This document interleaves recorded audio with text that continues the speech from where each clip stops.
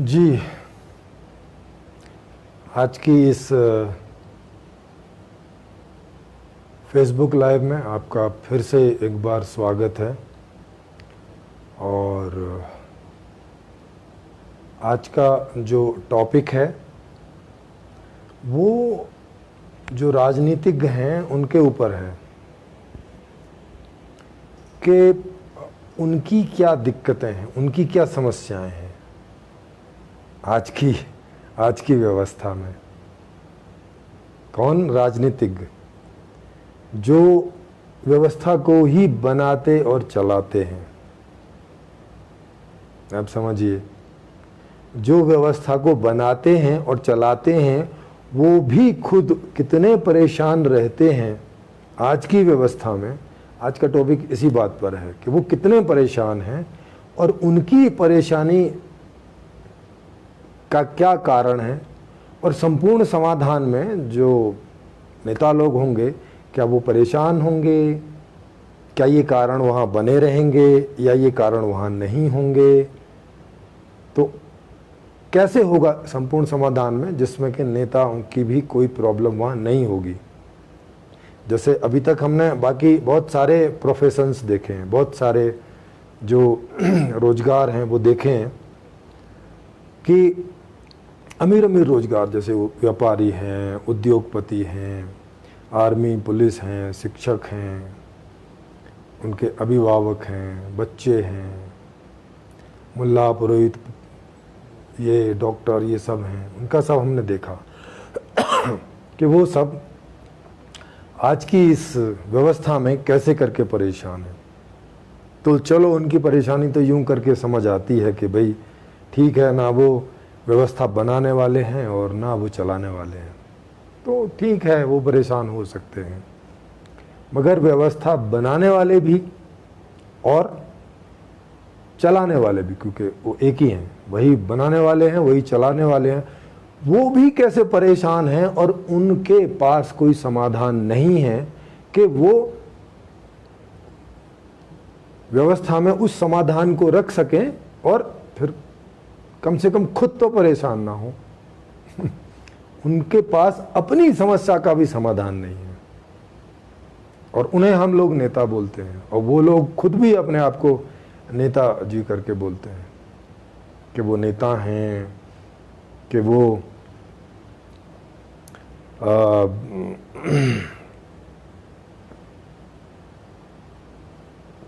Politician हैं, बड़ी बड़ी पार्टीज के अध्यक्ष हैं, चलाते हैं, बड़े बड़े उनके संगठन हैं,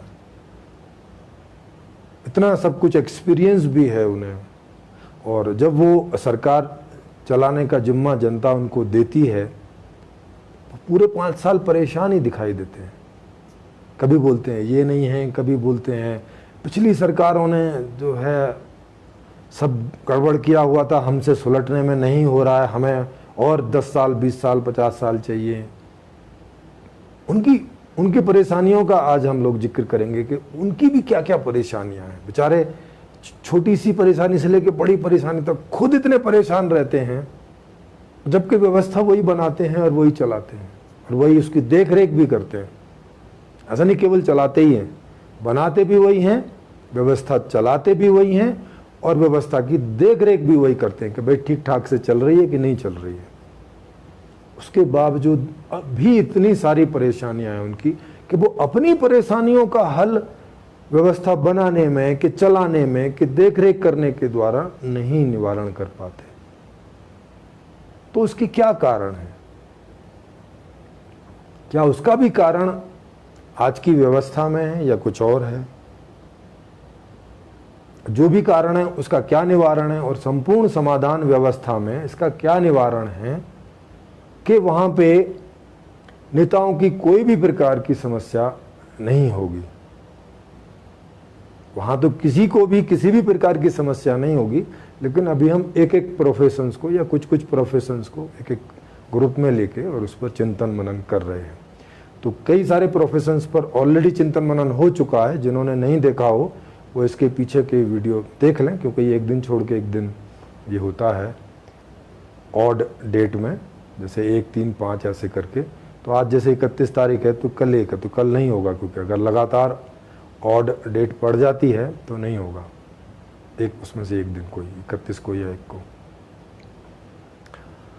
तो देखें, सबसे पहले पायदान से देखते हैं कि नेता जो लोग बनना चाहते हैं उनमें क्या इच्छाएं होती हैं, वो क्यों नेता बनना चाहते हैं, वहीं से शुरू करते हैं और वहीं से उनकी समस्याएं देखते हैं कि नेता बनने तक कितनी सारी समस्याएं हैं, फिर नेता बनने के बाद कितनी सारी समस्याएं हैं, फिर सच में जब लोग उसको नेता बना के देश की गद्दी पे बिठा दें वो फिर कितनी समस्याएं, मतलब समस्याएं उसकी बढ़ती चली जाती हैं, कम नहीं होती, वहां जाकर भी कम नहीं होती, वो खुद भी कम नहीं कर पाता।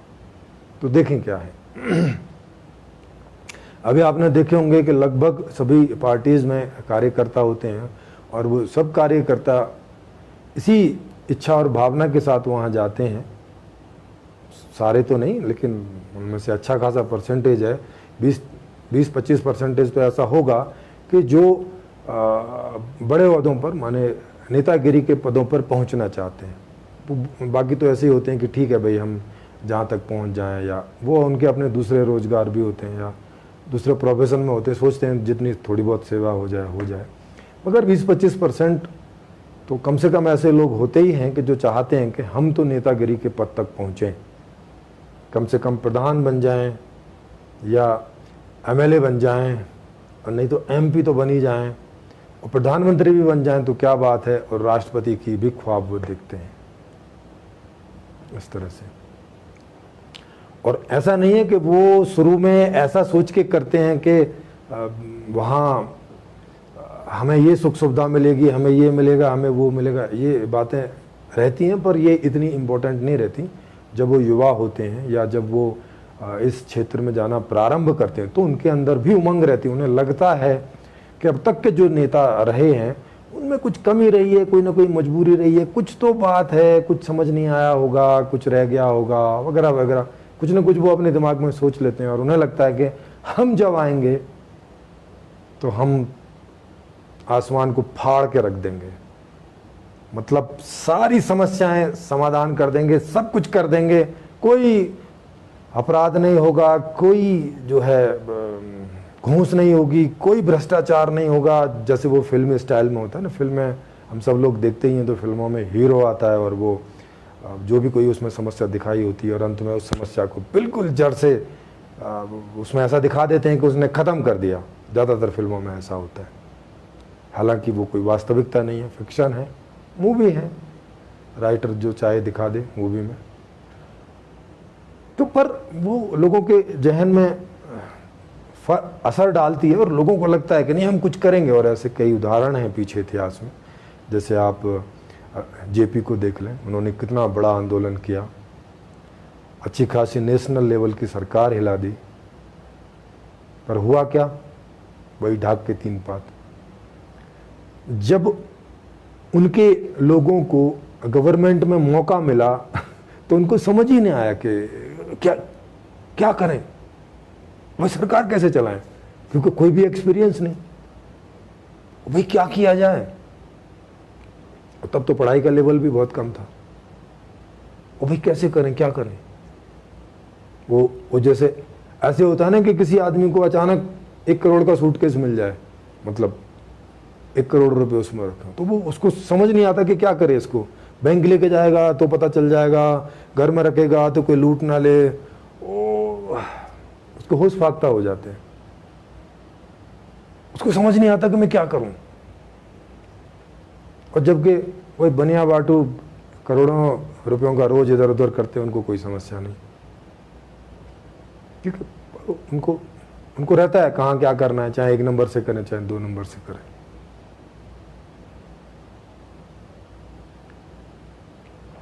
या अचानक कोई भी स्थिति परिस्थिति आ जाती है आदमी के सामने कोई नई, तो उसको लगता है अब क्या किया जाए, क्योंकि उसके बारे में ना उसने कभी सोचा, ना समझा, ना कोई एक्सपीरियंस है, ना कोई जानकारी है, ना कुछ है, बस एक जज्बा था, आंदोलन किया और जुट गए। और अगर बाई चांस मौका मिल गया, क्योंकि ज़्यादातर आंदोलन तो फेल ही होते हैं, पर कभी कभी कोई उस किनारे पहुंच जाता है, तो उन्हें मौका मिल जाता है, तो अब उनका होश फाख्ता हो जाता, उनको समझ नहीं आता क्या करें। चौधरी चरण सिंह जी की सरकार बनी, उनको समझ नहीं आया कि क्या किया जाए। अब चौधरी तो चौधरी, अब क्या करे जा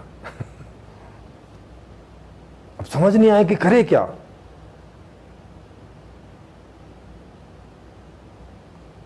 करे क्या?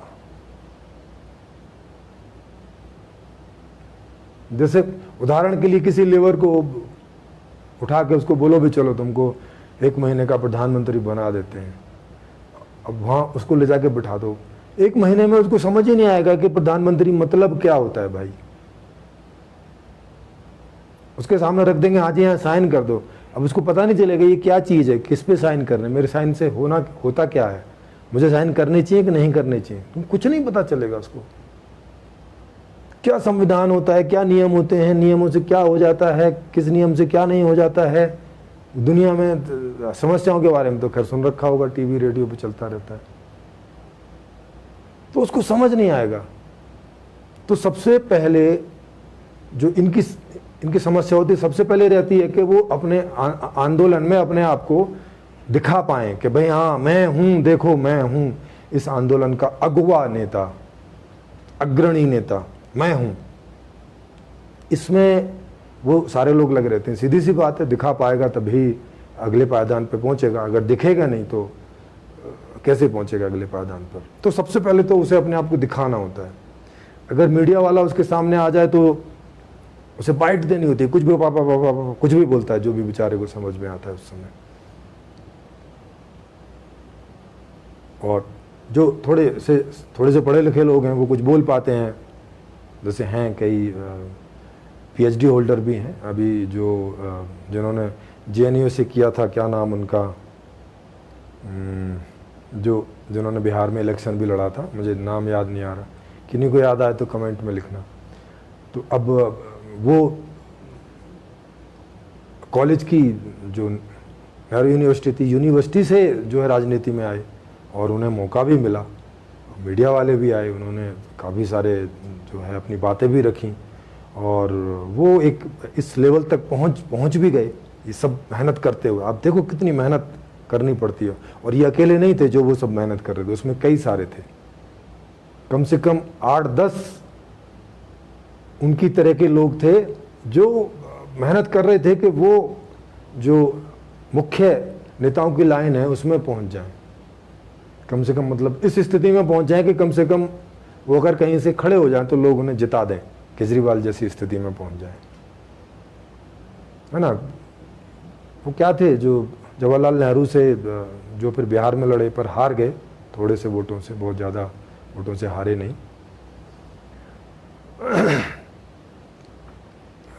उन्होंने वहाँ से पीएचडी की है बाद में।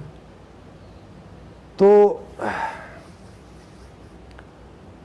उनको देखें कि कितनी मेहनत, एक तो आम घर से, मतलब पढ़ाई मुश्किल है वहाँ पे, जो नेहरू यूनिवर्सिटी है उसमें क्या नाम है, सब्सिडी वगैरह मिलके और उस तरह से मिलके तो पढ़ाई होती है, तो जैसे तैसे मुश्किल से पढ़ाई में पहुँचना, पहले तो उस तरह की पीएचडी करना ये छोटी बात नहीं है। फिर पूरा का पूरा वहाँ पे उस तरह का घटनाक्रम घटा और उसमें वो उनके ऊपर केस हुए, फिर कभी 2-2.5 साल में उनके ऊपर वो क्या नाम है चार्जशीट भी फाइल नहीं हुई, फिर फाइल हुई, फिर पता नहीं कुछ समय शायद अरेस्ट हुए कि नहीं हुए, क्या हुआ। तो फिर उन्हें बिहार से जो है अल्टीमेटली इलेक्शन लड़ने का मौका मिला और पर वो नहीं जीत पाए। तो अब ये देखो कि उनके पीछे कितने सारे लोग लगे होंगे इस आशा में, उनके वर्कर मतलब उनके फॉलोवर भी होंगे, उनके हेल्पर भी होंगे जिन्होंने उनको हेल्प किया होगा, पैसे से हेल्प किया होगा, वोटों से हेल्प किया होगा और सब तरह से हेल्प किया होगा। तो उसके बावजूद भी वो नहीं जीत सके, तो ये कितनी बड़ी वो है, मुश्किल है एक आदमी को जो एक नेता बनना चाहता है, कितनी डिफिकल्टी है कि वो अपनी बात रख रहा है। मतलब उनको तो मौका भी मिला, बहुत सारे लोगों को तो मौका नहीं मिलता जो नेता बनना चाहते हैं, उनको मौके ही नहीं आते।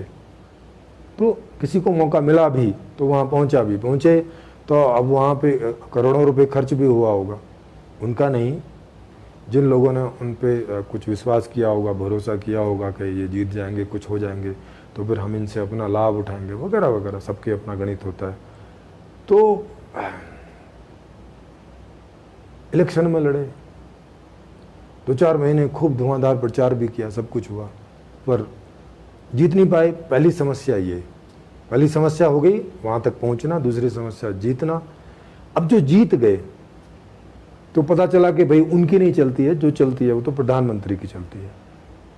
आपको तो बस जिस पार्टी के हो या जिस पार्टी को सपोर्ट कर रहे हो, उस पार्टी का जो भी कोई एजेंडा होगा, जो भी वो अपना वहाँ पे नियम पारित करने के लिए रखेगी, आपको तो हाँ में ही वोट करना है।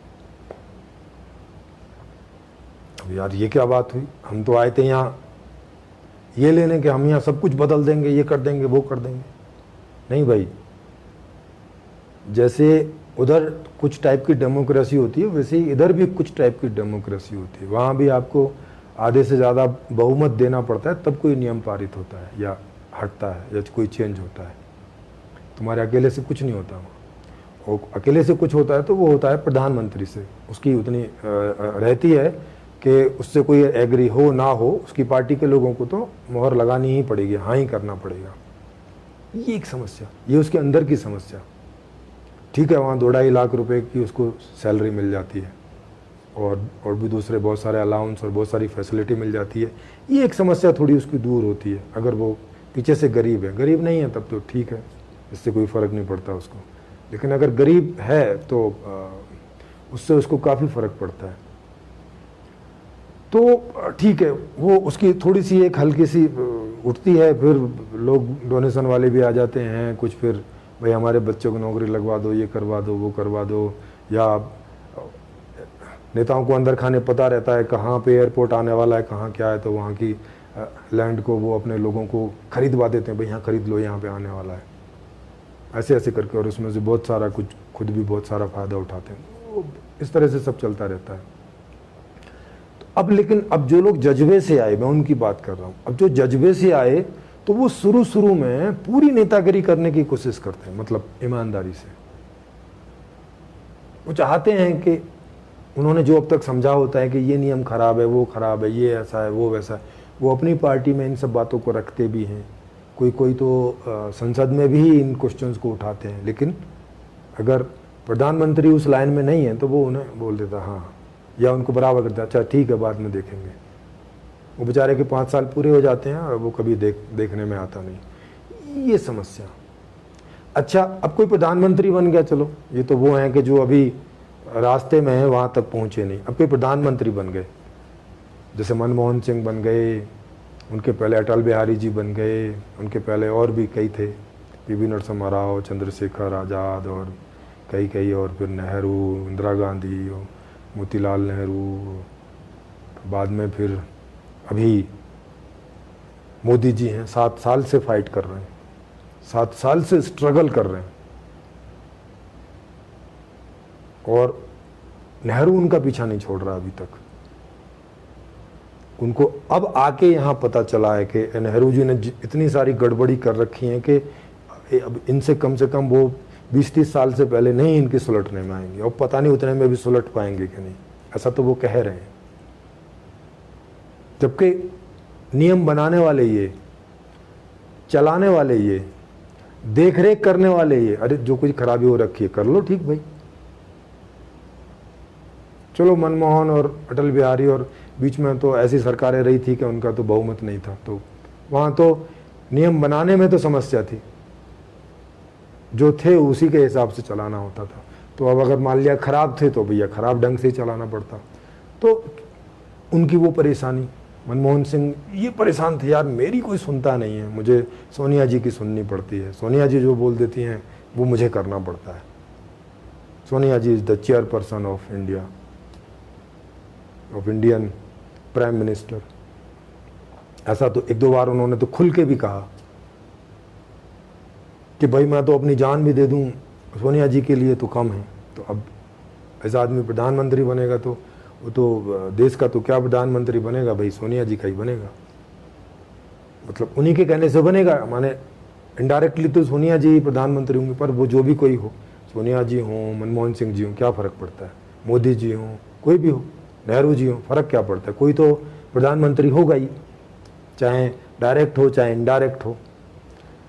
पर वही ढाक के तीन पात, समझ में ही नहीं आ रहा है भाई करा क्या जाए।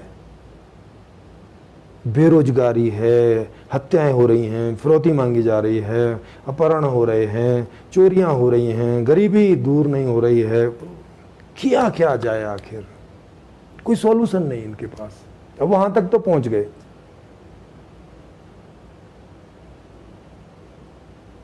अब क्या करें। अब जैसे आरएसएस बीजेपी के थ्रू सरकार में तो पहुंच गई, अब क्या करे। वो जो सपना देखा था उन्होंने पिछले 72 और कितने जितने भी वो पुराने हैं, 72-80 साल के पुराने होंगे या 100 साल के पुराने, जो भी उन्होंने एक विजन देखा था कि हमारा भारत ऐसा होगा, हमारा भारत विश्व गुरु होगा, हमारी इंडिया की इकोनॉमी जो है 100 ट्रिलियन की होगी। वो तो नहीं बोलते थे 100 ट्रिलियन, मतलब अमेरिका से माने विश्व गुरु का मतलब क्या है कि दुनिया में सबसे ऊपर, तो सबसे ऊपर होगा का मतलब है कि 25 ट्रिलियन की इकोनॉमी तो अमेरिका की है, जहाँ की 30-32 करोड़ की जनसंख्या है, तो हमारे यहाँ 5 गुना जनसंख्या ज़्यादा है, तो 5 गुना इकोनॉमी होगी, तब जाके वो अमेरिका से ऊपर होगी, तो माने 100 ट्रिलियन से ऊपर होगी, 125 ट्रिलियन की होगी, तब जाके भारत विश्व गुरु बनेगा। अब भारत की अभी इकोनॉमी 3 ट्रिलियन पहुंची नहीं, तो कहाँ 3 ट्रिलियन और कहाँ 125 ट्रिलियन, भाई बड़ा फासला है। अब बन तो गए प्रधानमंत्री, अच्छे खासे नंबरों से बन गए, चलो एक बार बने, चलो लगा भाई अभी तो नए नए हैं कुछ, तो चलो अब भाई दोबारा भी बन गए, और ज्यादा वोटों से और ज्यादा सीटों से बन गए। अब भाई समस्या तो अब भी वही है, अब क्या करें, क्योंकि मोदी जी के भी तो अपने सपने रहे होंगे ना कि मैं भारत को वहां फ्लाई करा दूं, स्काई, वो बोलते ना कि स्काई इज द लिमिट, मतलब कोई लिमिट नहीं, उसको अंग्रेजी में बोलते हैं स्काई इज द लिमिट। तो सपने तो उनके भी रहे होंगे, वो भी जो है घर से 16 साल 17 साल की अवस्था में छोड़ के गए और कुछ बनना चाहते थे। विवेकानंद जी से वो बहुत प्रेरित थे और इनसे बहुत प्रेरित थे, क्या नाम है जिनकी उन्होंने मूर्ति बनाई वो बड़ी सी, सरदार पटेल जी, वो उनके आदर्श पुरुष। तो अब क्या किया जाए, ठीक है जनता ने तुम्हें जैसे तैसे पहुंचा दिया, तो कुछ मेहनत तुमने की, कुछ समय ने ऐसी स्थिति करी कि कांग्रेस को जो है उसमें डाल दिया, क्या नाम है वो घूस वाले चक्कर में। मौका मिल गया आपको, एक बार नहीं 2 बार मौका मिल गया, पर सवाल तो हर बार वही जो पीछे हर प्रधानमंत्री के सामने था कि अब क्या।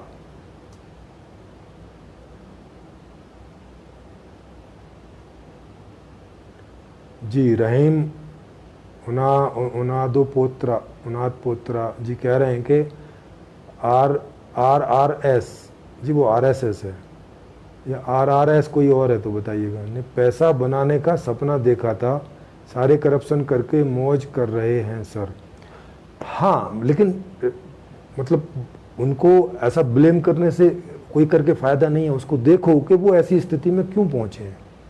क्योंकि 16 साल के जब मोदी रहे होंगे तो ऐसा तो सोच के वो नहीं घर से निकले होंगे ना कि मैं प्रधानमंत्री बनूंगा, फिर करप्शन करवाऊंगा, फिर मौज कर, ऐसे करके तो सोच के नहीं निकले होंगे। 16 साल का आदमी ऐसे तो नहीं सोचेगा। जय नारायण जेपी जो है जयप्रकाश नारायण ऐसा तो नहीं सोचेंगे।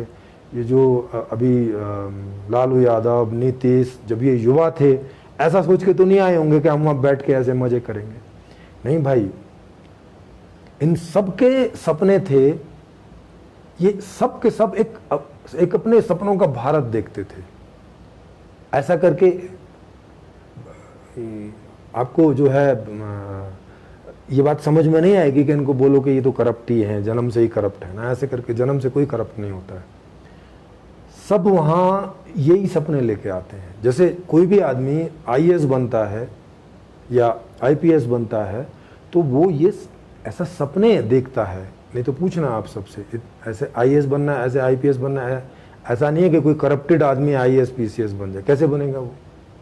भाई इतना एजुकेटेड होगा, इतना पढ़ा लिखा होगा तब ना आईएएस और पीसीएस का एग्ज़ाम फाइनल करेगा। तो उनके अंदर सपने होते हैं इस तरह के मैं जाऊंगा तो कम से कम एक डिस्ट्रिक्ट को तो एकदम सारी जो वहाँ के अपराध हैं सब बंद कर दूंगा, ये कर दूंगा। कोशिश भी करते हैं आके, ऐसा नहीं कि कोशिश नहीं करते। हर नए आईएएस पीसीएस को आप देख लेना, वो अपने डिपार्टमेंट को ठीक करने की कोशिश करता है शुरू में। और अब शुरू में क्यों करता है, बाद में क्यों नहीं करता, वो उसका कारण मैं आपको बता रहा हूँ। शुरू में करता है क्योंकि उसे लगता है कि ऐसे ही होगा। उसके अंदर एक होता है दिमाग में एक रोड मैप होता है कि मैं ऐसे करूँगा तो ऐसे ऐसे हो जाएगा। वो ऐसे करके देखता है, बस उसके अपने ऑफिस में दिखावटी वैसा थोड़ा सा चेंज आ जाता है।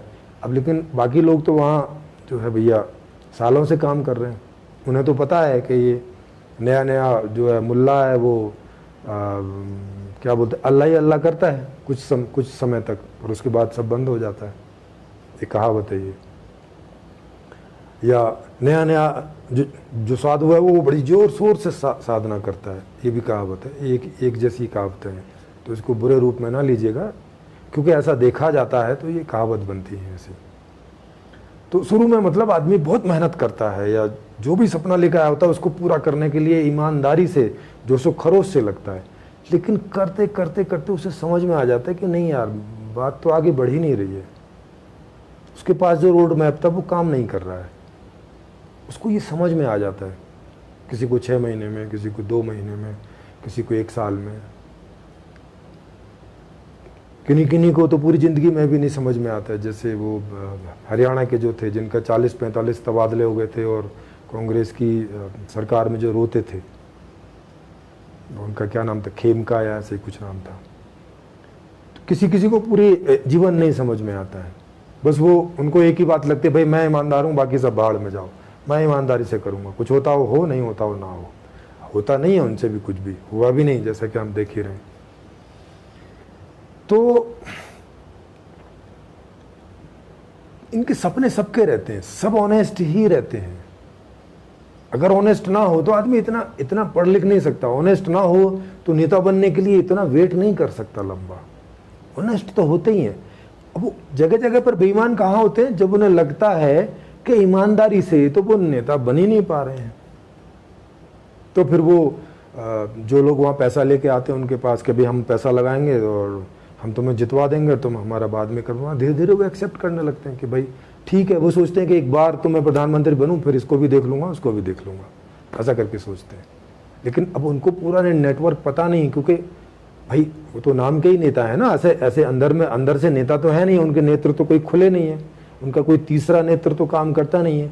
तीसरा नेत्र मतलब वो बाबाओं वाला नेत्र नहीं, तीसरा नेत्र माने बुद्धि वाला नेत्र, दूरदृष्टि वाला नेत्र। वो तो खुला नहीं होता कि बहुत दूर तक देख लें कि भाई ये समस्या कुछ और है, वो नहीं है जो आप समझ रहे हो। पर जैसा भी उसको लगता है वो चलता है और इतने पापड़ बेलता है, इतनी मुश्किल से आता है। आप किसी का भी देख लेना, चाहे आप केजरीवाल जी का देख लो, अटल बिहारी जी का देख लो, मोदी जी का देख लो, ये सब बचपन से ही लगे हुए हैं। बचपन से का मतलब है 10th 12th पढ़ रहे होंगे तब से। उसके पहले तो उतनी समझ नहीं होती, माने वही 16-18 साल की उम्र से समझ लो। तो 16 साल का आदमी, 15-16 साल का आदमी 10th में होता है। तो तब से ही कोई भी बच्चे लोग अपना सपना बनाते हैं कि मैं आईएएस पीसीएस बनूंगा, मैं डॉक्टर बनूंगा, मैं इंजीनियर बनूंगा, मैं नेता बनूंगा, मैं मुख्यमंत्री बनूंगा, मैं प्रधान, ऐसा कुछ ना कुछ वो अपना दिमाग सोचते हैं। और यह सोचवाया भी जाता है। लोग पूछते हैं, हाँ भाई क्या बनोगे बड़े होके, क्रिकेटर बनोगे कि फुटबॉलर बनोगे कि खिलाड़ी बनोगे कि नेता बनोगे कि डॉक्टर बनोगे, क्या बनोगे? तो वो कुछ ना कुछ जो भी सामने आता है कुछ ना कुछ चूज कर लेता है और उस हिसाब से चलने का प्रयास करता है, जितना भी कर पाता है। तो ये जितने भी लोग पहुंचते हैं वो उन्हीं प्रयास वालों में से कुछ सफल जो होते हैं वो पहुंच जाते हैं। बाकी जो रह जाते हैं उनकी तो बात ही क्या करनी। जो पहुंचते हैं उनकी बात बता रहा हूं। तो उनके सामने भी कदम दर कदम इतनी सारी समस्याएं आती हैं नेता बनने के लिए। पर मान लो वो जैसे तैसे करके कूदता फलांगता, किसी के क्या बोलते कंधे पे पैर रख के ऊपर चले जाना, वो बोलते हैं सिर पे भी पैर रख के ऊपर जाना पड़े तो आदमी सोचता है कि ठीक है यार, थोड़ा सा असभ्य व्यवहार कर लो, प्रधानमंत्री बन जाऊंगा तो इस सब बराबर कर दूंगा मैं। उसको ऐसा लगता है कि अब तक जितने प्रधानमंत्री हैं वो सब बिना दिमाग के हैं, उनको कोई इतना था नहीं ऐसा, उसे ऐसा लगता है। और उसका जो रोड मैप है वो ऐसा सोचता सोचता ऊपर आता है। और अब आप मुझसे पूछोगे कि ये आपको इतना जो है इतना कैसे पता है? भाई मेरा जो छोटा भाई है वो बीजेपी में आज से नहीं है, वो भी जब ऐसा ही 18-20 साल का रहा होगा तब से ही वो प्रयास कर रहा। तो मेरे घर में एक मेरा खुद का जो भाई है, सगा भाई है, वो मैं उसको देखता आया हूँ नज़दीकी से, तो मैं अपने अनुभव से बता रहा हूँ ये बातें, और उनसे बातचीत होती रहती है और उनके परिणाम से। हालांकि वो बहुत ज़्यादा सफल नहीं हुआ, माने प्रधानमंत्री पद तक पहुँचने में सफल नहीं हुआ, लेकिन अपने क्षेत्र के एक मंडल अध्यक्ष तक वो पहुँच सका इतने दिनों में। हालांकि उसने जो है एक बार इलेक्शन भी लड़ा, अगर बाई चांस उस समय कोई बात हो जाती, जीत जाता, तो शायद वो अब मंत्रालय तक भी पहुंच जाता, सेंटर के मंत्रालय तक, तब कोई समस्या नहीं थी। और जिनको ऐसे मौके मिलते हैं वो पहुंच भी जाते हैं। तो इनमें दोनों चीज़ें हैं कि मेहनत कर रहे हैं ऐसे बहुत सारे लोग, उनमें से जिनको मौका मिल जाता है वो आगे पहुंच जाते हैं। मगर सवाल यही कि किया क्या जाए, ढाक के 3 पात हो जाते हैं वहाँ पर। जब तक नहीं पहुँचते तब तक लगता है कि हमारे पास रोड मैप है, हम ये कर लेंगे वो कर लेंगे, और वो उस रोड मैप को बताता भी नहीं किसी को, इस वजह से कि कहीं कोई दूसरा नेता बन के वैसा ना कर ले, भाई मेरा नाम नहीं होगा, फिर ये भी उनमें रहता है। तो वो खुल के चर्चा भी नहीं करते उस पर, थोड़ा बहुत कुछ बताते हैं। जैसे मोदी जी को प्रधानमंत्री बनना था, क्योंकि मुख्यमंत्री तो वो बाई चांस बन गए, क्योंकि वहाँ पे ऐसी प्रॉब्लम खड़ी हो गई गुजरात में, उनको उन्हीं के पार्टी के लोगों ने बुला लिया और एक मौका दे दिया, और बस फिर उन्होंने वहाँ पे अपनी पकड़ बना ली, और वो वहाँ 3 बार मुख्यमंत्री रहे। तीसरी बार मुख्यमंत्री काल पूरा नहीं हुआ तो वो प्रधानमंत्री के लिए आवेदित हो गए, और यहाँ इसके लिए तो उन्होंने कम से कम 1-1.5-2 साल पहले से ही वो बनानी शुरू कर दी, अपना रोड मैप बताना शुरू किया। तो ये अच्छी बात थी, उन्होंने कम से कम बताया, तो नहीं तो जनरली कोई ऐसे बताते नहीं है। तो उन्होंने बताया, उसका उन्हें फ़ायदा भी मिला, और 2014 में उन्हें मौका भी मिला। और उस मौके में एक बड़ा हाथ कांग्रेस की विफलताओं का भी रहा, क्योंकि कांग्रेस के पास जो एक मनमोहन थोड़े बहुत नेता थे ईमानदार टाइप के, तो उनके काल में वो एक ऐसा घोटाला हुआ उस समय के हिसाब से। बाद में तो उसमें कुछ नहीं निकला, लेकिन तब वो एक बड़ा घोटाला माना जा रहा था, तो उससे उनकी छवि तार तार हो चुकी थी। और इधर इन्होंने कोशिश भी की, हालांकि बाद में गडकरी जी ने खुद ये टीवी पर एक्सेप्ट किया कि हमें आशा नहीं थी कि हमारी सरकार बन जाएगी, हमें ये था कि सीटें बढ़ेंगी और 150, 155, 60 तक पहुंचेंगी, इससे ज़्यादा उन्हें नहीं था कि सरकार ही बन जाएगी। और वो कह भी रहे थे, हमने तो कई ऐसे वादे किए थे कि बनने के बाद में फिर सोचा अब ये पूरा कैसे होगा, ये तो हमने ऐसे ही कर दिए थे, हमें अंदाजा नहीं था कि हम कोई जीत के आएंगे। तो अब सोचो, अब जो जितने बड़े पद पर पहुंच रहा है, जैसे मोदी जी मुख्यमंत्री के पद पर पहुंच रहे हैं, तो उनके ऊपर प्रेशर तो है ना कि वो उस लेवल का कुछ करके दिखाएं। होता है कि नहीं होता है? नहीं तो 18 घंटे काहे के लिए काम करेंगे भाई? वो भी 8 घंटे करके सो सकते हैं ना आराम से, या अपने दूसरे एंजॉय कर सकते हैं। तो उनका कोई सपना रहा होगा तभी ना 18 घंटे काम कर रहे हैं इस उम्र में। तो 18 घंटे काम कर रहे हैं, फिर भी मामला सुलट नहीं रहा है, फिर भी समझ नहीं आ रहा कि क्या नियम बनाओ और क्या नियम हटाओ और क्या नियम बदलो, जिससे कि सूरत हाल बदले, जिससे कि देश विश्व गुरु बन जाए या विश्व वसुधैव कुटुंबकम हो जाए। विश्व वसुधैव कुटुंबकम तो अभी बहुत दूर का सपना है, अभी तो भारत ही नहीं सुलटने में आ रहा है।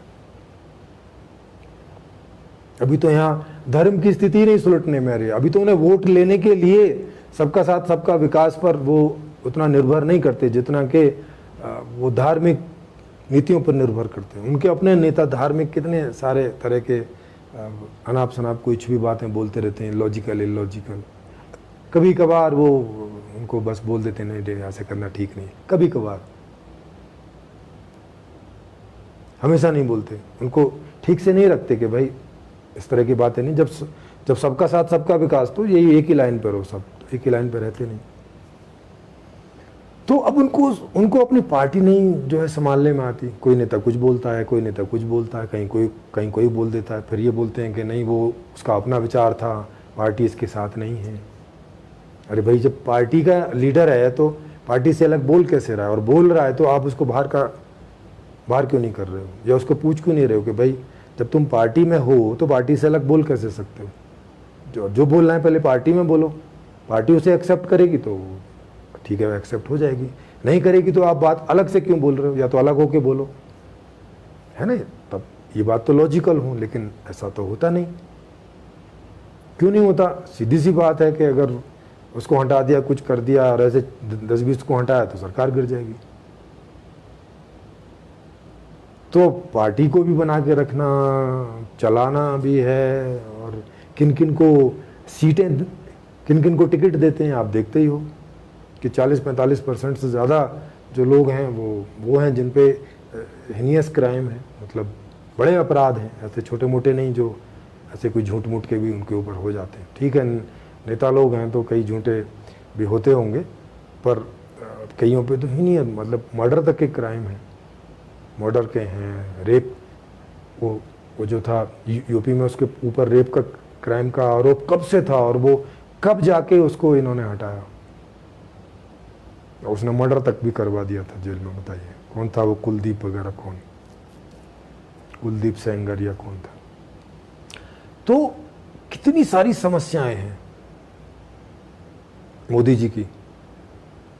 जो मंत्री हैं, माने जिनके पास मंत्रालय हैं, उनका मंत्रालय जो है वो घाटे में जा रहा है। अब वो इनको सबको वो प्राइवेट करना पड़ रहा है क्योंकि पैसे तो आ नहीं रहे।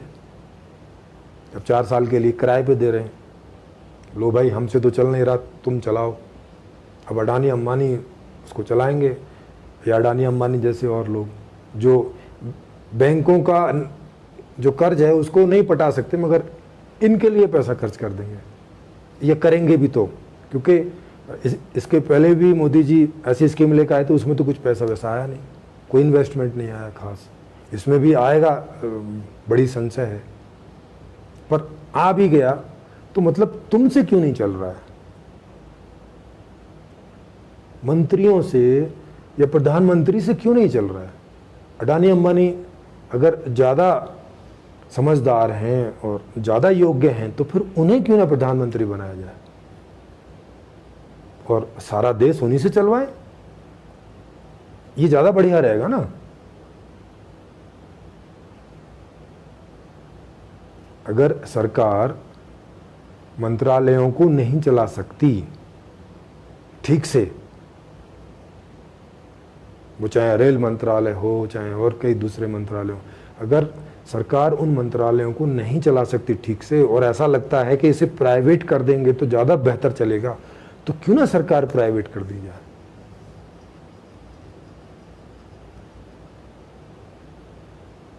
क्यों ना, जैसे कोई 10-20 लोग होंगे, जैसे टाटा है, अंबानी है, बिरला है, अडानी हैं, और भी हैं ऐसे 150 तो होंगे भारत में, तो क्यों ना भारत का एक एक स्टेट, एक एक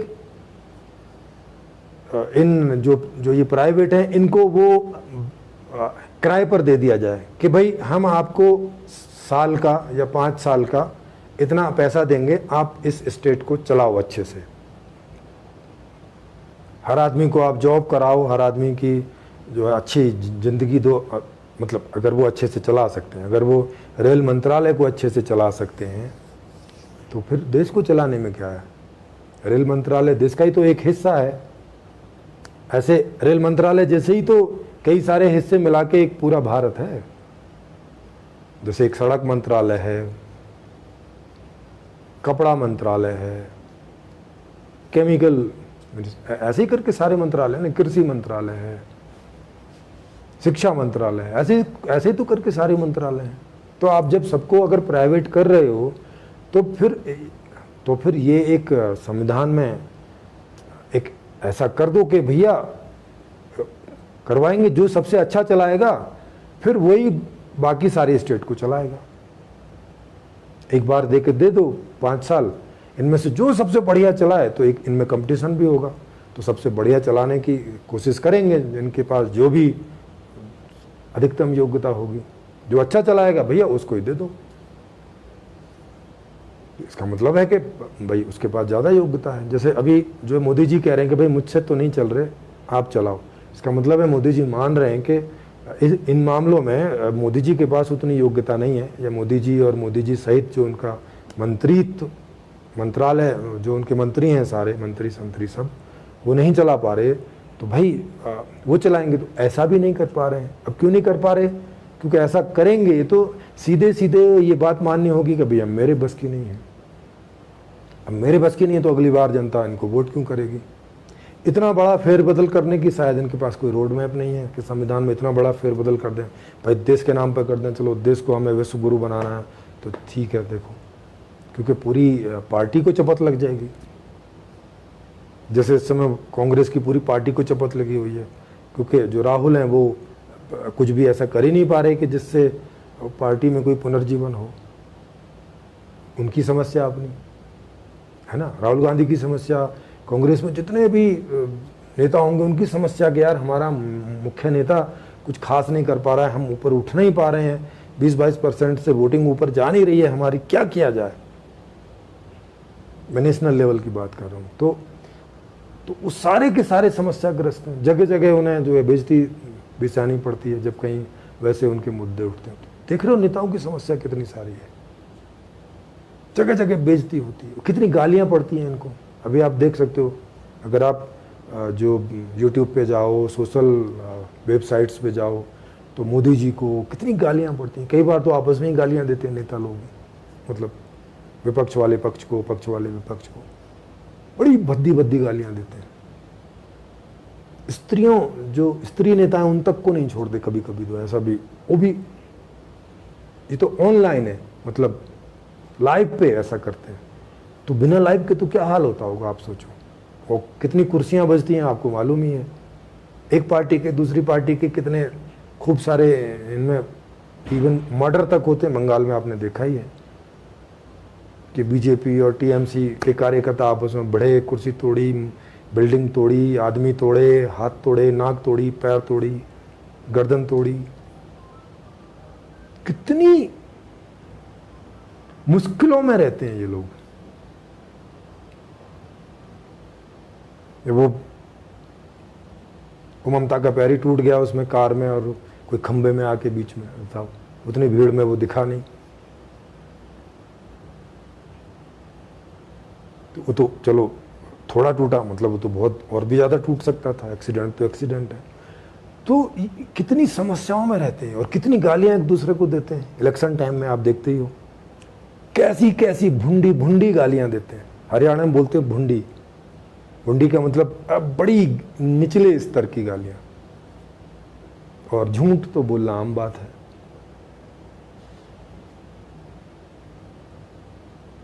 सरकार ने आंकड़े ही अब बताने बंद कर दिए, बोले बेरोजगारी का अब कोई आंकड़ा नहीं दिया जाएगा। भाई सब लोग कोई ना कोई काम कर रहे हैं, सब रोजगार है, कोई बेरोजगार नहीं है। ये फालतू का मंत्रालय है, इससे कुछ नहीं होता। उन्होंने मंत्रालय ही बंद कर दिया। करना पड़ता है भाई, क्या करे, क्या आए तो थे, बड़ा ख्वाब लेके आए तो थे ऐसा कि लेस गवर्नेंस और more, less government and more governance आए तो थे ऐसा करके। अब जब मोर गवर्नमेंट की है उन्होंने, अब भी कुछ नहीं हो रहा है।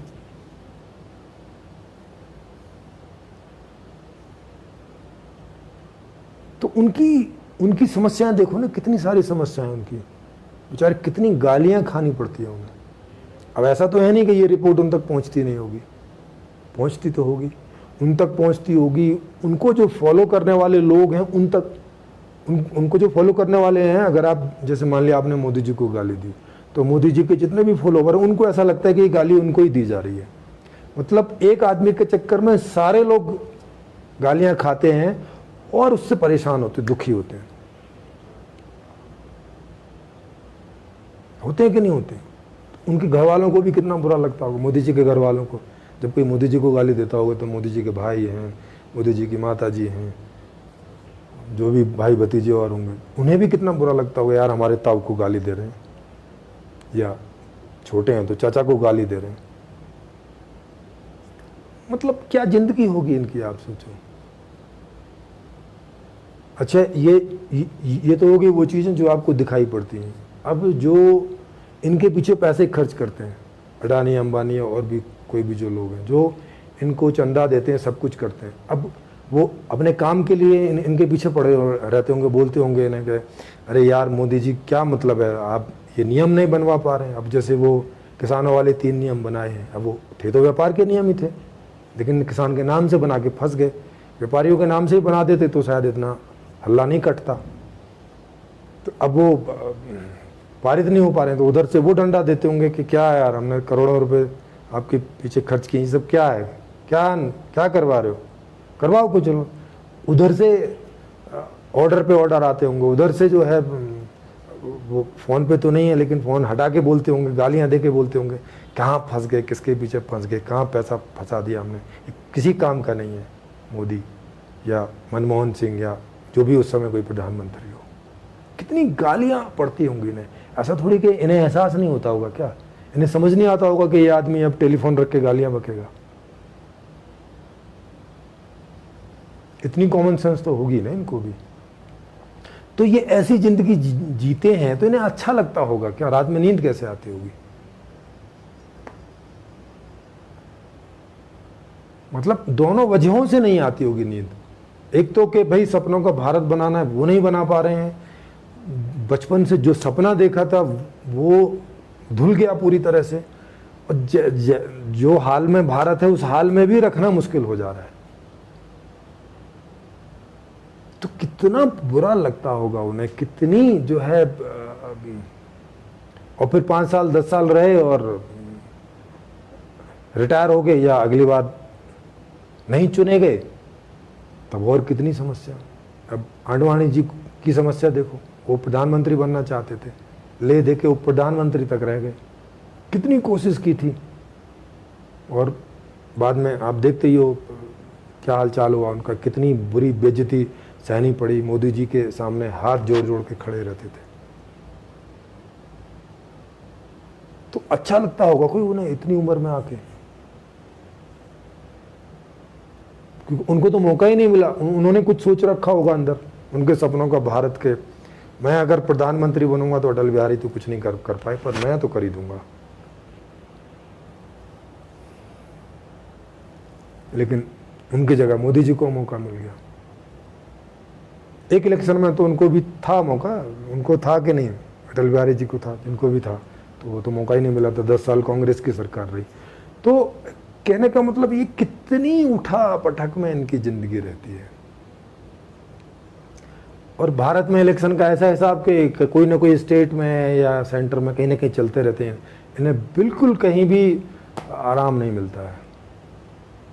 इन्हें हर जगह जहाँ भी इलेक्शन चलेंगे वहाँ जाएंगे, दूसरी पार्टी को गालियाँ बकेंगे, ये करेंगे वो करेंगे, कुछ झूठी गालियाँ होंगी, कुछ सच्ची गालियाँ होंगी, माने कुछ झूठा क्रिटिसिज्म होगा, कुछ सच्चा क्रिटिसिज्म होगा, कुछ ये होगा, कुछ वो होगा। कभी कोई किसान हड़ताल कर रहे हैं, कभी कोई लेबर यूनियन हड़ताल कर रही है, कभी कोई कर रहा है, कभी ये सब चल रहा है। प्रधानमंत्री को दिमाग में नहीं होता होगा कि क्या करें यार इसका। ये रामलीला मैदान में बैठे ही रहते हैं कोई ना कोई। वो देखो, वो जब रामदेव जी बैठे थे तो सरकार कितनी परेशान हो गई थी, क्योंकि उनको पता चल गया था कि अब तुम जाने वाले हो, क्योंकि कई चीज़ें हो गई थी। तो बताओ, रात में वो अटैक का भी कोई चक्कर करवा दिया था जिसमें रामदेव जी वो सूट सलवार पहन के उन्हें भागना पड़ा था, डर के मारे, छुप के मारे। तो अब भाई नेताओं ने कुछ किया होगा तभी तो बेचारे डरे होंगे वो। या रामदेव जी भी जो है अपनी पार्टी का अनाउंस कर रहे थे, उसमें बोल रहे थे मैं भी पार्टी में आऊँगा, मैं भी इलेक्शन में आऊँगा। माने रामदेव जी भी नेता बनना चाह रहे थे। तो देखो नेता बनने में कितनी समस्या है उनको कि सूट सलवार पहन के भागना पड़ा। माने उनको लग रहा था कि मेरा मर्डर तक हो सकता है। और जैसे रसिया में तो विपक्षियों का मर्डर होना आम बात है। पुतिन अपने सामने किसी को खड़े नहीं होने देना चाहता, वो उसको किसी न किसी उसमें अटकाव के और मरवा ही देता है। वहां का जो फोर्ट है उसके सामने तक मर्डर हो रखे हैं उनके विपक्षियों के। तो नेता जो है बनना, फिर बने रहना, फिर अगर वहां तक पहुंच गए जहां तक भी उन्होंने सोचा था, वहां कुछ करना और कुछ कर नहीं पाना। अब देख रहे हो कितनी कश्म में उनकी जिंदगी गुजरती है। अब उन्होंने जितनी डींगे हाँकी होंगी वहां तक पहुंचने में, उनके जो अपने यार दोस्त सब होंगे ना, उनको बोला होगा ना कि मुझे मौका मिल जाए तो मैं ये कर दूंगा वो कर। अभी जब वो देखेंगे पूछते होंगे, हाँ भाई मुदवा, जैसे प्यार में बोलते होंगे मोदी को, हाँ भाई मुदवा, अरे क्या हुआ? अरे तब तो बड़ी बड़ी हाकन रहे, कहते रहे विश्व गुरु बना देंगे, अब तो गुरु बनने की स्थिति भी नहीं दिखा रही है भाई। अरे कर कहा रहे हो, कुछ तो बताओ। अब फिर मोदी जी बोलते होंगे, अब बुड़वक, अब तो को समझना ही है, हमको भी तब समझना ही थी। अरे यहां आके पता चलता है कुछ नहीं कर सकते भाई, सब हाथ पैर बंध जाते हैं, कुछ समझ में नहीं आता कि क्या करें। मतलब मोदी जी तो ऐसे नहीं बोलते होंगे, उनकी तो गुजराती भाषा होगी, माने लालू होते तो शायद ऐसे बोलते या बोलते होंगे कि भाई पूरी जिंदगी बहुत कोशिश की, कुछ नहीं हुआ बिहार का, लालू जी के समय में। तो क्या किया जाए? अब ये सब लोग जेपी के आंदोलन से ही निकले हुए थे। लालू जी हैं, इधर यूपी के जो समाजवादी जी के थे कि हमाऊ पार्टी, साइकिल वाली समाजवादी पार्टी, और ये नीतीश जी, ये सब वहीं के निकले हुए हैं। अब अभी जैसे हैं वो जेपी जी को बहुत मानते हैं। ये हरियाणा में जो एक नई पार्टी जो केजरीवाल जी के साथ निकले थे, वो हाँ योगेंद्र यादव जी, तो अब वो कह रहे हैं, वो जैसे किसानों के आंदोलन के साथ हैं, वो कह रहे हैं कि भाई ऐसा ऐसा करो, वैसा वैसा करो। अब उन्हें लग रहा है कि अब उनके पास कोई रोड मैप है, वो अगर प्रधानमंत्री बन गए तो कुछ कर देंगे, लेकिन वहां पहुंच के उनका भी ऐसे ही हो जाएगा। क्योंकि भाई कोई रोड मैप है तो अभी रखो ना, रोड मैप तो रखो कम से कम। जैसे मोदी जी ने कम से कम कुछ रखा तो था, आप लोग तो रोड मैप भी नहीं रखते हो। कुछ रख तो दो, अपने अंदर मत रखो उसको, उसका अभी कुछ रखोगे तो उस पर बातचीत होगी तो कुछ पाक साफ हो जाएगा। जैसे अनिल बोकिल जी ने अपना रखा कि भाई केवल एक ट्रांजैक्शन टैक्स रख दो, बाकी सारे टैक्स हटा दो, ऐसा एक रखा। तो जनता में रखा, तो उस पर जो इकोनॉमिस्ट थे उन्होंने अपनी राय रखी, उसमें समस्याएं बताई, उसमें ये सब बताया, तो वो हो गया ना, साइड हो गया उसका आर पार। अब वो बताता ही नहीं, अपने दिमाग में रखे रखता और सोचता कि मैं प्रधानमंत्री बनूंगा तब ये करूंगा, इससे कुछ हो जाएगा। जैसे मोदी जी ने सोचा कि मैं प्रधानमंत्री बनूंगा और डिमोनेटाइजेशन करूंगा और उससे आतंकवाद खत्म हो जाएगा और नकली नोट खत्म हो जाएंगे और ये खत्म हो जाएगा, और वो जो बहुत सारी बातें बताई थी 8-10 उस समय, वो तो कुछ भी नहीं हुआ। अगर इन बातों को मोदी जी पहले ही रख देते तो इन सब चीज़ों पे डिस्कशन होके मामला क्लियर हो जाता कि भाई जैसा आप सोच रहे हो ऐसा, इससे कुछ नहीं होगा। तो इस प्रयोग में जाके देश की हालत खराब नहीं होती, उस मामले में कम से कम कुछ तो ठीक होती। तो पहले से बता के डिस्कशन करना ज़्यादा अच्छा रहता है। पर अब ये लोग करते नहीं, ये लोग सोचते हैं कि नहीं मैं बता दूंगा तो दूसरा नेता ना कर ले कहीं। अरे भाई दूसरा नेता के पास अपना रोड मैप, वो भी सोचे बैठा है ऐसे ही अंदर।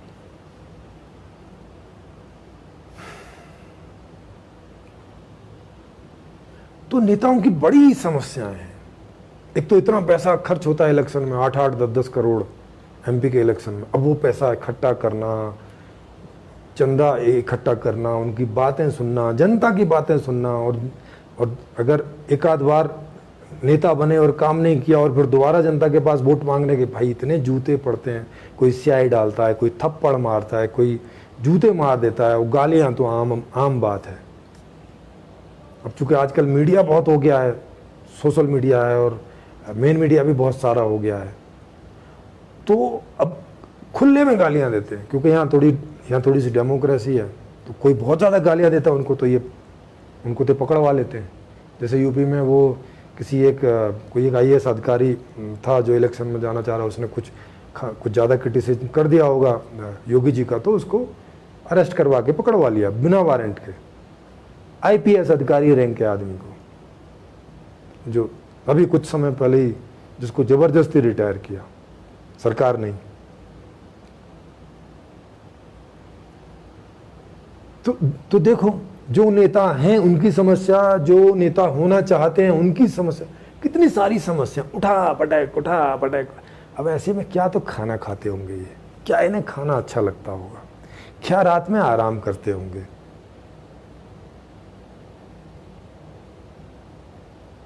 सुबह क्या आशा लेके उठते होंगे कि अब और आज कितनी गालियां खानी है। क्योंकि सॉल्यूशन के लिए तो कम से कम उतना डेवलप माइंड चाहिए ना, कि सच में कोई सच वाला नेता चाहिए। अब वो तो है नहीं अभी कोई, क्योंकि वो तो जब आ जाएगा तो भाई वो तो सूरज होता है एक तरह का, मतलब जैसे एक सूरज उगाता है, जैसे अब रात में तो ये छोटे छोटे बल्ब और ये हैं, एक थोड़े थोड़े से जगह में कुछ उजाला कर पाते हैं, काम चलाओ जितना भी है। पर सूरज की बात अलग ही होती है, वो तो जब निकलता है तो भाई कोई बल्ब नहीं चाहिए। जितने हिस्से पे पड़ता है जमीन के एकदम उजाला करके रखता है, इवन आंखें तक चौंधी आती हैं अगर जैसे दोपहरी का उजाला हो, गर्मी वाली दोपहरी का, ऐसे पूरी आंख खोल के नहीं देख सकते, इतनी रोशनी होती है उसकी। तो सच वाला जो नेता आएगा वो तो अलग ही होगा, वो तो पहले से सारी चीजें बता देगा, समाधान बता के आएगा और दे के आएगा कि ये समाधान है, ये देखो इसको समाधान बोलते हैं। और तब आएगा और हर चीज को वो क्लियर करता चला जाएगा, जैसे जैसे उसकी वो समाधान की बातें जैसे जैसे वो लोगों तक पहुंचेंगी। जैसे सूरज की जो रोशनी है जितने हिस्से पे पहुंचती जाती है, उतना हिस्सा जो है वो उजाले से भरता चला जाता है। तो वैसे ही ये जो समाधान है जितने हिस्से पर जितने लोगों के बीच पहुंचता चला जाएगा और जितने लोग इसको समझते चले जाएंगे, वो सबको समझ में आता चला जाएगा, हाँ ये है समाधान। ये होता है नेता माने जिसके पास में दूर दृष्टि होती है, वो तीसरा नेत्र होता है। वो बाबाओं वाला नहीं, शिवजी वाला नहीं, दूर दृष्टि वाला, ज्ञान वाला नेत्र होता है।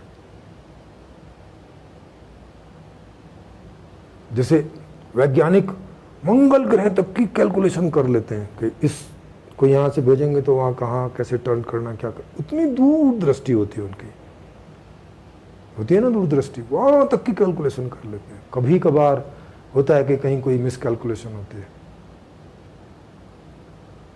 नहीं तो लगभग पहुंच ही जाती है मामला, और वो एक दो बार मिस भी हो तो उसको तुरंत ठीक करके और फिर अगली बार और ठीक कर देते हैं। वो वाला नेत्र, ज्ञान नेत्र। अंतः चक्षु, ये बहिर चक्षु तो सबके पास है ही है, अंतः चक्षु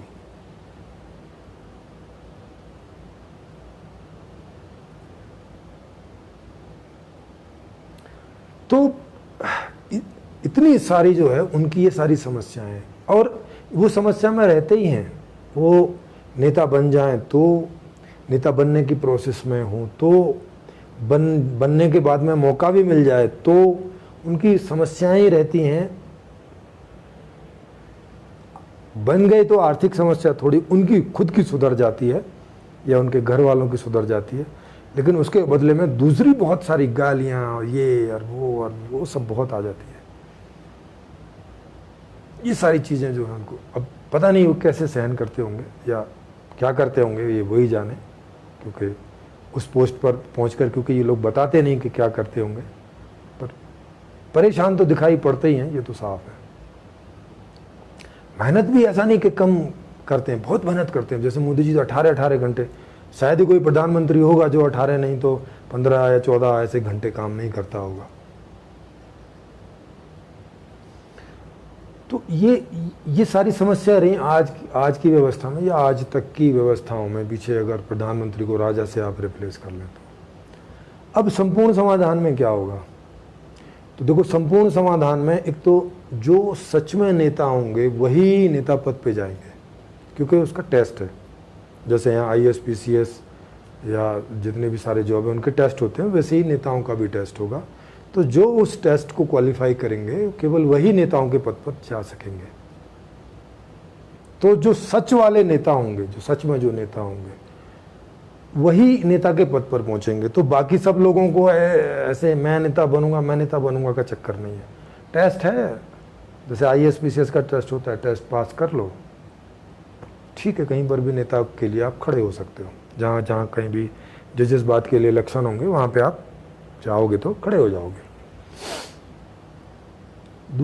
दूसरा है कि जो संविधान बनाने की बात है वो जनता के पास रहेगी, वो नेताओं के पास नहीं। मान लें वो नेताओं की जिम्मेवारी नहीं होगी, वो केवल प्रपोजल दे सकते हैं, क्योंकि वो उस बात के ज्ञानी होंगे, उस बात के वो ज्ञाता होंगे। तो वो प्रपोजल देंगे कि भाई ये नियम बदल देने से या ये नियम हटा देने से या ये नियम बनाने से ये मौजूदा समस्या दूर हो जाएगी, या ये मौजूदा जो और एक सुख है, नया टाइप का सुख है, वो आ जाएगा। तो वो अपने उस बात को विद एक्सप्लेनेशन जनता के बीच रखेंगे, जनता उसको देखेगी और उसका एक प्रोसेस दिया हुआ है संपूर्ण समाधान में, उससे वो पारित हो जाएगा। पारित होने के बाद में भी 24 घंटे सत्ता की जो देश की जो सत्ता की जो ताकत है वो लोगों के हाथ में ही रहेगी। उन्हें लगेगा कि नहीं, इस नियम ने वैसा काम नहीं किया जैसा आप बता रहे थे, तो वो उसको कभी भी हटा सकते हैं, कभी भी साइड कर सकते हैं। तो ये हमेशा जनता के हाथ में रहेगा। नेताओं के हाथ में क्या रहेगा कि प्रपोजल देना और जो भी संविधान है उसके हिसाब से देश को चलाना। तो उसमें नया अर्थशास्त्र दिया है, वो तो सारी चीज़ें मैंने ही चेंज कर दी हैं, इस हिसाब से दे दी कि पूरा समाधान है, उसको आप खुद अपने बल से, अपनी बुद्धि से, अपनी समझ से खुद चेक कर सकते हो। अपने आसपास आपके जो कोई बुद्धिमान आदमी है उनसे चेक करा सकते हो, तो उसे आप खुद चेक कीजिए। और जब मैं ऐसा समाधान दे सकता हूँ तो उस समय के जो नेता होंगे, जिस तरह के नेता की मैं बात कर रहा हूँ, तो वो तो फिर चलाने में भी अव्वल दर्जे के होंगे। और उनका चलाया जाना का मतलब है कि टॉप क्वालिटीज़ की जो प्रोडक्ट्स एंड सेवाएं हैं वो आपको मिलेंगी, और उसमें कुछ भी प्राइवेट नहीं है, वहाँ सब सरकारी होगा। वहाँ ऐसा नहीं है कि ये तो मैं सरकारी रखूँगा, ये तो मैं प्राइवेट कर दूँगा, ये तो मैं स्कूल तो मैं सरकारी भी रखूँगा, सरकारी प्राइवेट भी कर दूँगा। अरे ये क्या मतलब है? अरे या तो सब कुछ सरकारी कर दो या तो सब कुछ प्राइवेट कर दो। ये दो तरह का, ये दो मुँहे सांप क्यों बनते हो कि नहीं इतना तो मैं सरकारी रखूँगा, इतना मैं प्राइवेट कर दूँ? ये क्या मजाक है दुनिया के साथ में या देश के साथ में? अरे कोई एक तरीका अच्छा होगा ना, कोई या तो सरकार अच्छी होती होगी, या तो प्राइवेट व्यवस्था अच्छी होती होगी, या तो सरकारी व्यवस्था अच्छी होती होगी। तो जो दोनों में से जो अच्छी व्यवस्था है वही लेके आओ। या तो सारा प्राइवेट कर दो, भाई सरकार पे भी प्राइवेट लोगों को बिठा दो कि भाई चलाओ, जो बढ़िया चलाएगा ठीक है। और या तो सारा सरकारी कर दो अगर सरकारी व्यवस्था अच्छी होती है। सरकारी व्यवस्था अच्छी नहीं है तो इस बात को मानो, खुले में बोलो कि सरकारी व्यवस्था खराब है और हमारे पास सही सरकारी व्यवस्था का रोड मैप नहीं है, तो प्राइवेट लोगों को दे रहे हैं। भाई उनके पास कोई दिमाग हो तो वो चला लें, क्योंकि अभी आप प्राइवेट लोगों को दे रहे हो तो सीधी सी बात है अब से वो महंगी होगी, क्योंकि जो प्राइवेट लोग हैं वो तो कोई भी अच्छी सेवा करने के लिए वो तो टिकट बढ़ाएंगे, वो सब टैक्स बढ़ाएंगे, वो सब उनको बढ़ाना पड़ेगा, तब उनके पास पैसे आएंगे तो पैसे से वो और ज़्यादा लोगों को वगैरह वगैरह रखेंगे। ये काम आप क्यों नहीं कर सकते खुद? जब वो हर चीज़ को, जो भी चीज़ अब तक प्राइवेट हुई है वो सब महंगी हो गई हैं कि नहीं हो गई हैं? वो महंगी हो जाएंगी तो फिर जनता के ऊपर तो इसकी मुश्किल ही आएगी ना। तो या तो सारी चीज़ें प्राइवेट कर दो या तो सारी चीज़ें सरकारी रखो। भाई दोनों तो व्यवस्थाएं कैसे करोगे ये डबल स्टैंडर्ड टाइप का?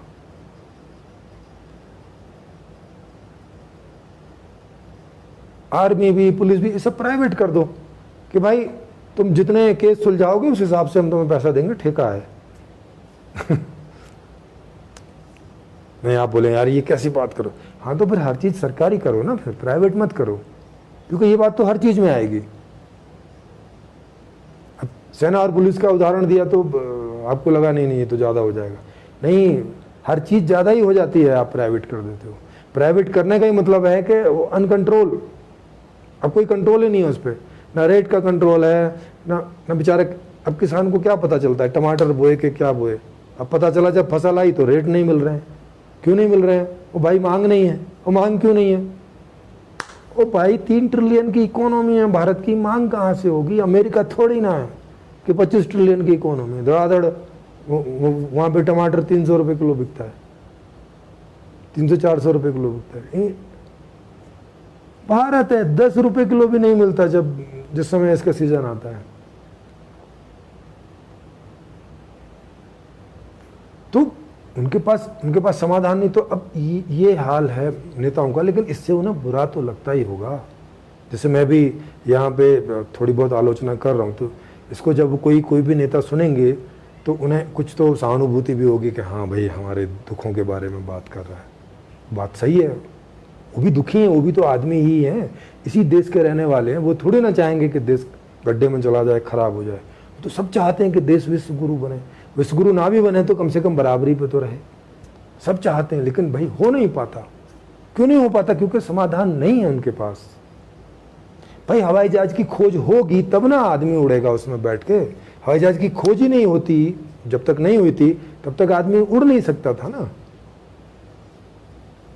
तो अच्छी व्यवस्था की, समाधान की खोज होगी तब ना समाधान होगा।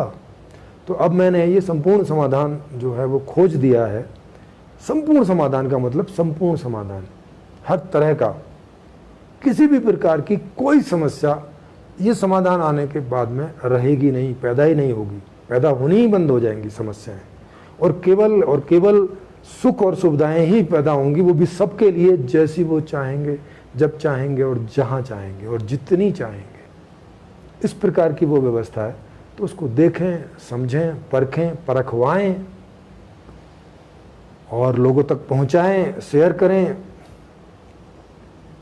लाइक करें, शेयर करें। अगर आपको लगता है कि हाँ ठीक है तो, और जितना जल्दी ये लोगों तक पहुंचेगी, माने सूरज की रोशनी जितना जल्दी जिन हिस्सों पर पड़ेगी तो वहाँ उजाला होगा। तो ये जैसे जितनी लोगों तक ये बातें पहुँचेंगी और उनको समझ में आएंगी तो उतनी इसके लिए सहमति बनेगी और ये व्यवस्था उतना जल्दी आएगी।